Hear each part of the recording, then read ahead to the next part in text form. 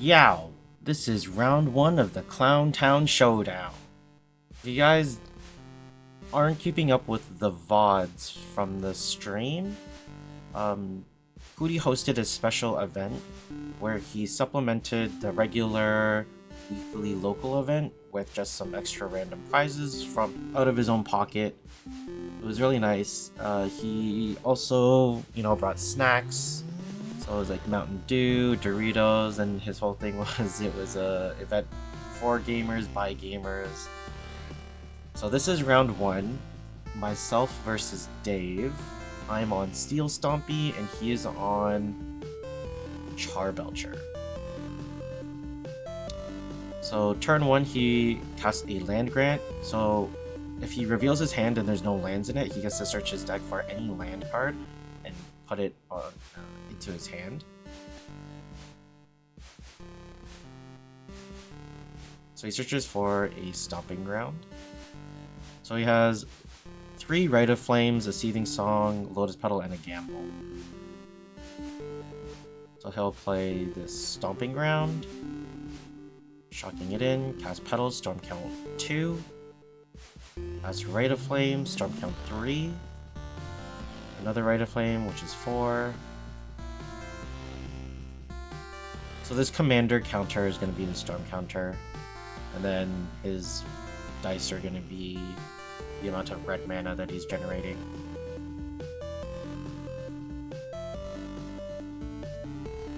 He's going to get a Seething Song, goes up to 9 mana, I think. He casts a Gamble, going to 8 mana.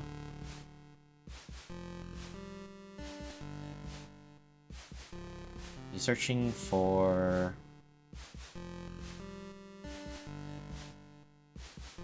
Echo Vions.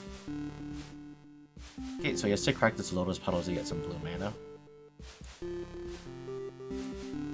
Which he does, so now he's flashing back the Echo of Eons from his graveyard, and we are going to resolve it.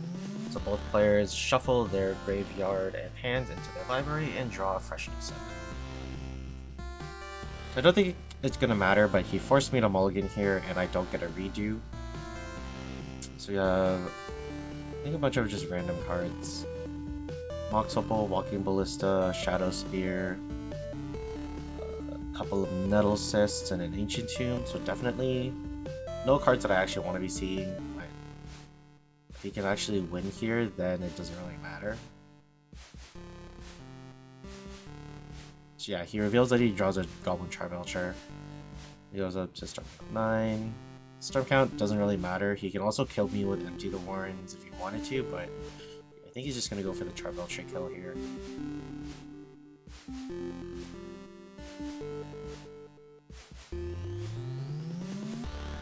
Using Jessica's Will, he's gonna... doesn't control the commanders, so he has to only pick one option, which is gain 1 red mana for each card in target opponent's hand, which is mine, which is 7. And there's the Goblin Charbelcher. We're just gonna have a quick look through the deck. Pretty standard. There's a bunch of 4-ofs and extra mana that are not actual lands. There's a Burning Wish. It's like 4 Burning Wishes. I like to say it's either 2 or 4 Burning Wishes, I think.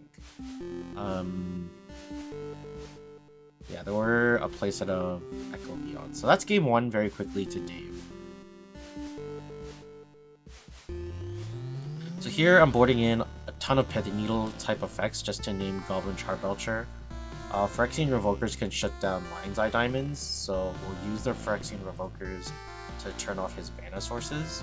And then we'll use all the extra ones that I can bring in, so it looks like there's only 2 of them. So we'll use those ones to name the Charbelcher. So we're taking out Walking Ballista just because it's kind of slow. And it's not like he's preventing me from attacking, so generating big creatures really quickly is my game plan here.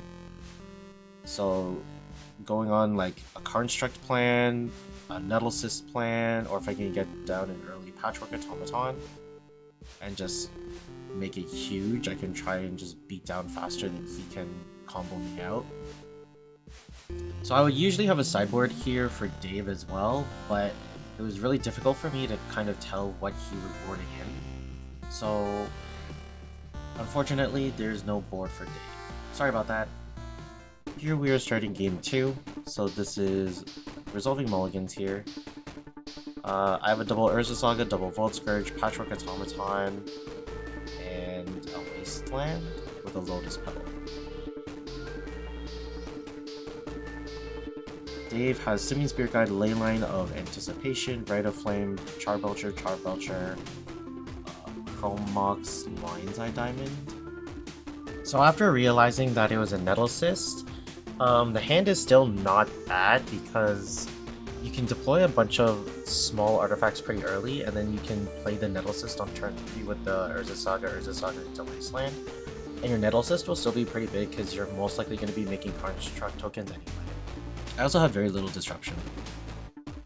So here I have a lot of disruption, but no mana to cast anything, which is really unfortunate. Like, we have Thorn of Amethyst, we have Phyrexian Invoker, and Pithing Needle, but no way to cast any of it.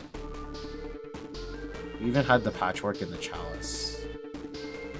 So even if I went Mox Opal Chalice on 0, there's no way for me to get like a third artifact to turn on Metalcraft and like cast the Pithing Needle.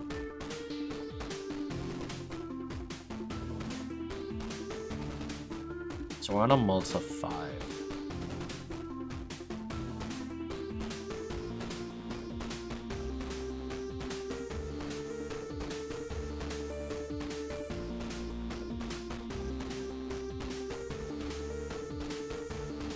So here we have Ancient Tomb, Wasteland, a couple Mox Opals, a Phyrexian Revoker, Arcbound Ravager, and Patchwork Automaton. This hand is pretty solid. I think the main thing I want to do here is Ancient Tomb into Patchwork into Mox Opal. If I keep a second Mox Opal, then I can go Arcbound Ravager, eat the first Mox Opal, and then put all my counters or attack. Put all my counters on Patchwork or just attack with 2 larger creatures. We also have the Phyrexian Revoker, so I think we can ditch like the Wasteland.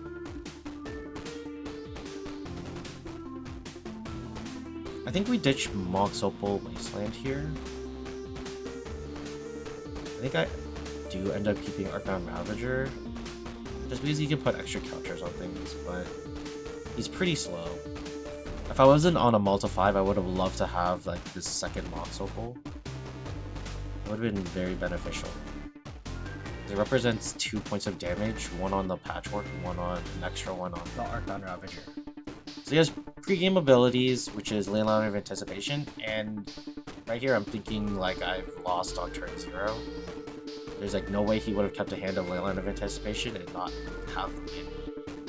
But he lets me do stuff, so because he plays the Leyline of Anticipation first, or he shows it, I try to turn off his turn 1 win. So if he has it, he has to do it here. If he doesn't, then I would just name Charbelcher, because I would have really liked to play the Patchwork first, just to get like an extra counter. So I think he's let the Revoker resolve, and I'm just trying to decide what I should name. I think it was between Lotus Petal and the Charbelcher. Lotus Petal because it gives him colored mana, and he can't like easily use a Lion's Eye Diamond. But we just named the problematic card right off the bat. We just named Goblin Charbelcher. Dave draws Burning Wish off the top. I'm not very good at these style combo decks, so I'm sorry that I'm not commentating very much on Dave's plays. But he just draws a card and passes the turn. I think here we just slam a Patchwork Automaton, get it down early.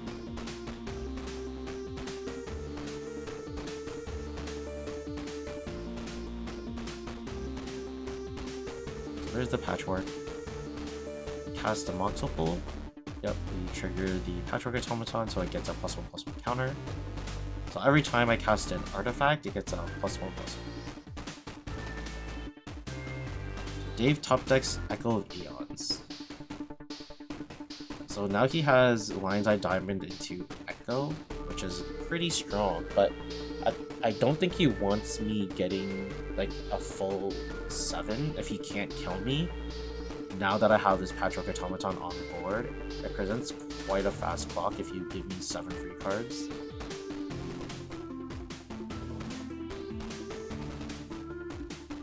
However, this deck can win out of nowhere, but it can also fizzle if you don't have the land grant or a way to get the Stomping Ground out of your deck. Because you can still flip into Stomping Ground pretty early. So Dave just goes to discard and discards one of the Charbelchers. Luckily, we draw a second Patchwork Automaton, so this can really increase the speed at which we are killing him.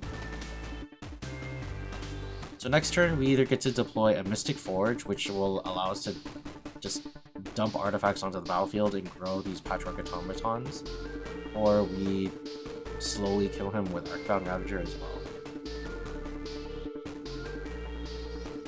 So Dave top decks another Leyline of Anticipation, so he does have fodder for his Chrome Box now, that he doesn't really care for.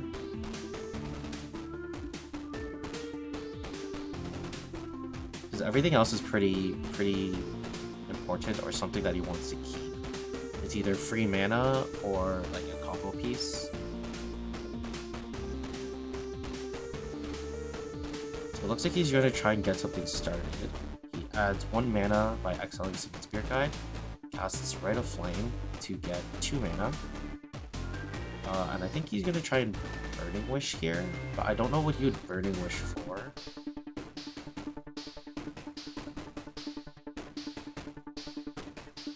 If he has a way to add more Storm, he could try to find Empty the Warrens.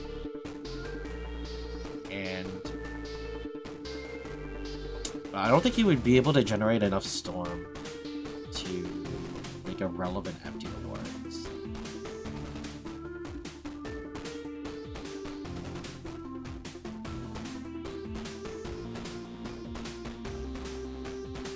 I think you would just crack the LED to cast the Echo of Aeons here, would you not?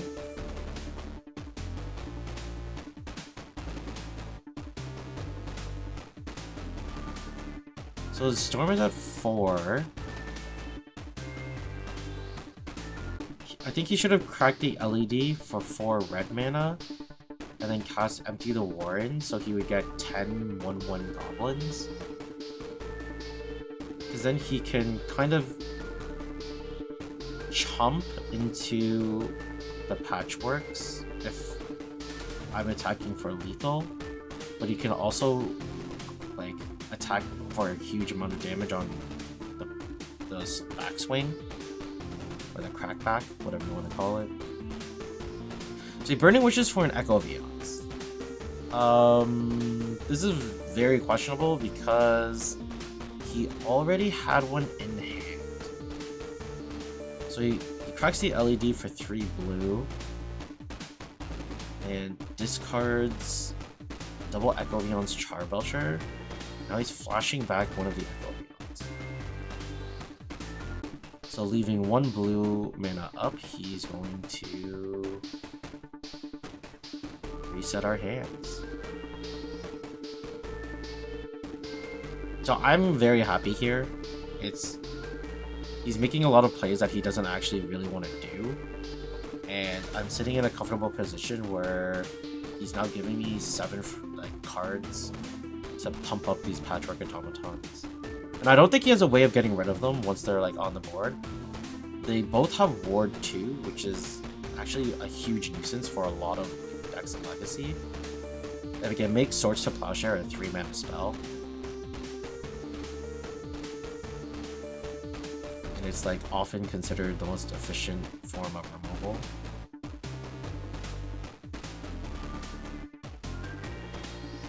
So we get a bunch of Vault Scourges, Thorn of the Amethyst, Lotus Petal, and a couple lands. So super good. We could just deploy Lotus Petal and like 2 Vault Scourges. That gives 6 power on the board, so that would make 9, 10, 11, 12.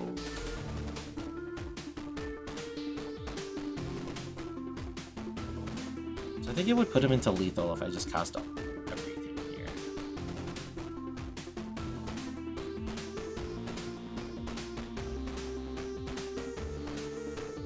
As one patchwork would become a 6/6, the other one would become a 4/4, so that's 10. Yeah, that's 10, and then for Extreme Revokers, 11, 12. And then just one of the Vault Scourges makes it 14. Right? No, 2 Vault Scourges makes it 15. So in response to the Thorn of Amethyst, Dave is just deploying all the 0 drops in his hand so they don't get taxed. But little does he know, I have lethal. So we have to use this multiple and crack the Lotus Petal. Pay 4 life with the bolts from the Vault Scourges.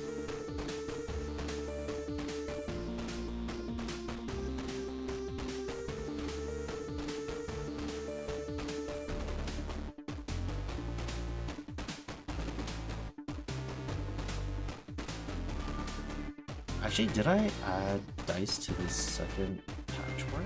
I think I did. It should be 2. Oh no, I did.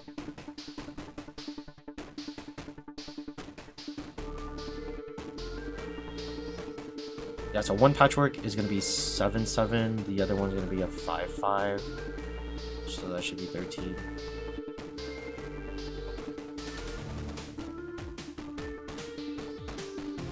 Six, 6, 7, 4, 4, and then 7, 7, and then 5, 5. That's 13.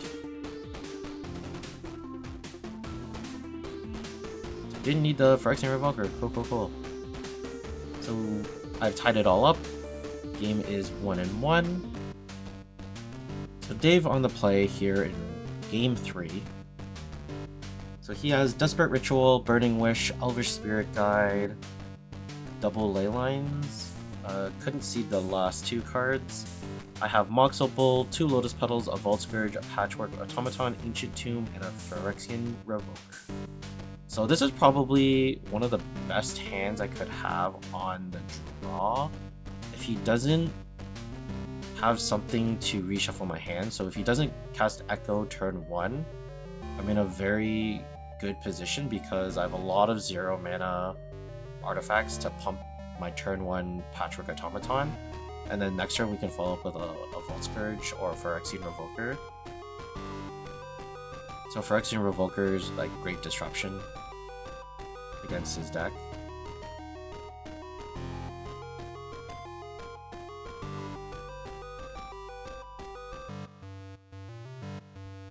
So this is Dave's mulligan to 6.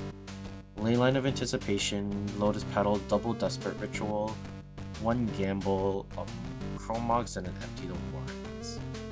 So awkwardly, he does need to pitch a card. Maybe he wants to pitch the Leyline of Anticipation?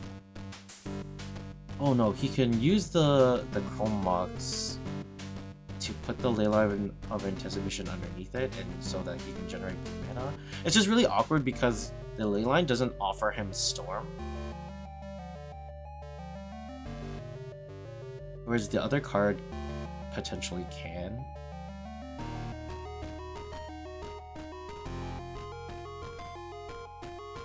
I think he can go cast Chrome Mox, cast Lotus Petal, cast Desperate Ritual, use the ritual into another ritual that gives him 4 mana, and then he can empty the Warrens. Let's Storm Count 2, Storm Count 3, Storm Count 4. So this is turn 1, empty the Warrens for 10/1/1 Goblins.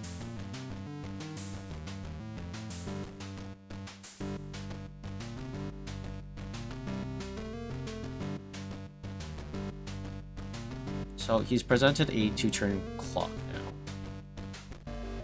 So it looks like we also have a Nettle Cyst. Did I read my opening hand wrong? Oh, okay, I don't have a Patrick Automaton, it's a Nettle Cyst. So all of my... So this becomes... His hand is much worse.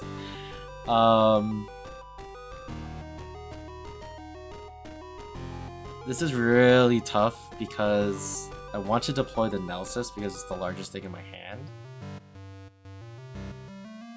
So if I can get the Vault Scourge onto the battlefield, it gives me the lifelink I need to kind of try to trade.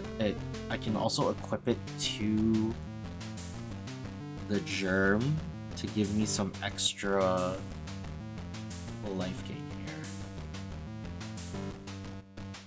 So he's attacking me for 10. I block 1, take 9. Untap. The Ancient Tomb, very painful. There's a second Arcbound Ravager. So I think I want to try to deploy an artifact here. The issue here is I don't want to take damage from my Ancient Tomb, but I also don't want to crack the Lotus Petal because it takes a point of damage away from my Nettle Cyst.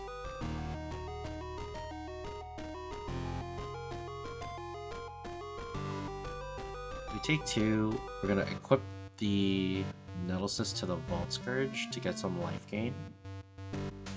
Then we attack. So another thing we could do is if we cast the Arcbound Ravagers, we can block some of the tokens.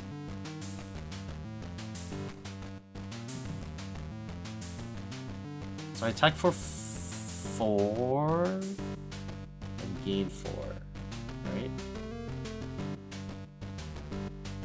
So he attacks me for 9 and I go back down to 1. So he draws City of Traders, which is really good. I no longer need to take 2 damage, or actually have land or mana that I could tap to cast this Arcbound Ravager.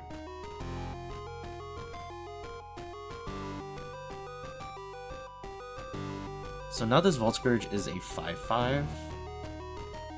He still has too many creatures. I think I need to crack the Lotus Petal, use the Mox Opal to cast another Ravager. So I can block 3 of his creatures, so I can take 6, but I'll also be gaining 1, 2, 3, 4, 5. So I can take 6 and gain 6 as well.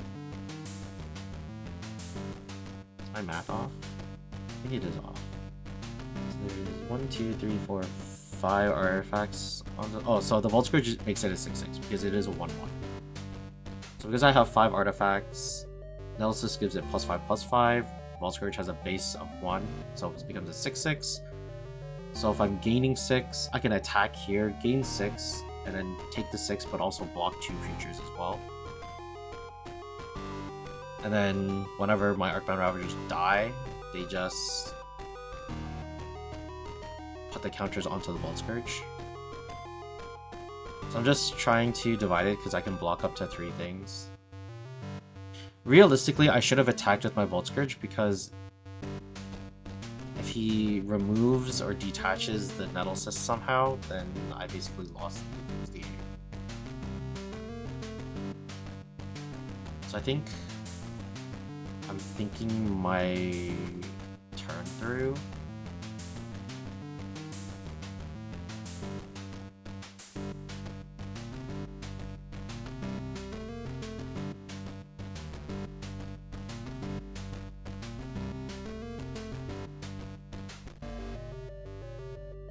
Okay, so these are the blockers that we've settled on after a lot of Arcbound Ravager combat math. We block 3 tokens, 2 Arcbound Ravagers die, his 3 tokens die. I will gain 6, he deals 6, and we have kind of stabilized the board now. There's another Mox Opal, just a turn too late because an Arcbound Ravager could have survived that. So I play a Phyrexian Revoker.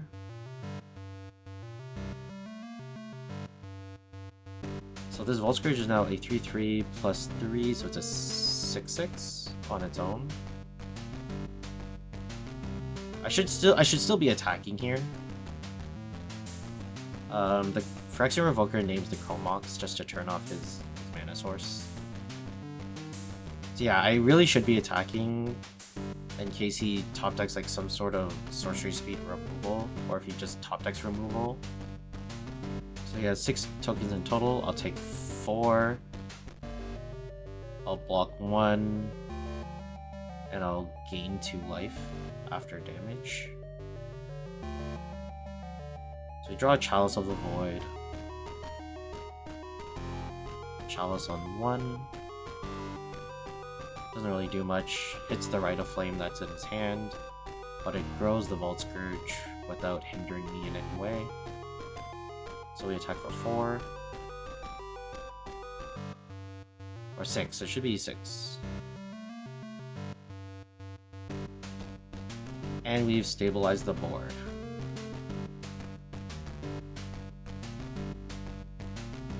So there's a Lotus Petal. I'll pass the turn. To draw a card, it's a Thorn of Amethyst, so we're drawing all of our good hate cards.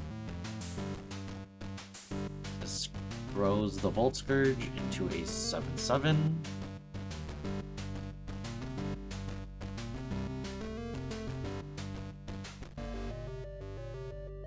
And Dave draws a Tinder Wall.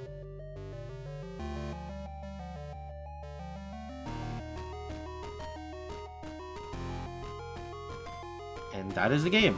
So we take it over Dave in 3.